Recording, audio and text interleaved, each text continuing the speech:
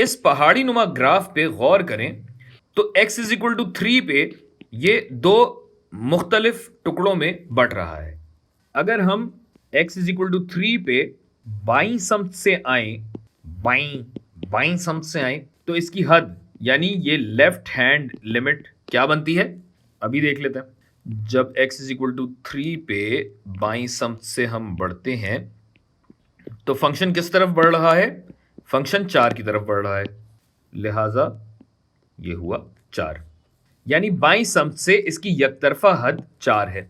जबकि अगर हम x इज इक्वल टू 3 को दाईं जानिब से अप्रोच करें, दाईं जानिब से दबोचें, नहीं, दाईं जानिब से इसकी सम्त बढ़ें, यानी राइट हैंड लिमिट अगर मैं निकालूं क्या बनती है भाई, x इज इक्वल टू 3 की तरफ अगर दाईं जानिब बढ़ते हैं तो ये फंक्शन कहाँ बढ़ रहा है, फंक्शन बढ़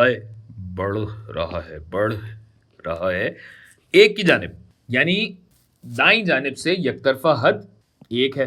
एक और भी चीज़ है, अगर मैं f ऑफ x की 3 पे कदर की बात करूं तो ये 1 के बराबर है। मगर दो बातें वाज़ेह रहीं।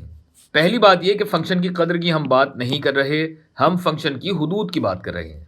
दूसरी बात यह कि जहां दोनों यकतरफा हुदूद अपना अपना वजूद रखती हैं, फंक्शन की हद जबकि x 3 की जानिब बढ़ रहा हो डज नॉट एग्जिस्ट या वजूद नहीं रखती। क्यों नहीं रखती, सोचें। इसलिए नहीं रखती कि फंक्शन के एक इनपुट पे सिर्फ एक आउटपुट होना चाहिए, जबकि यहां पे 3 अदद मुमकिना आउटपुट हैं, लिहाजा इस फंक्शन की हद का कोई वजूद नहीं।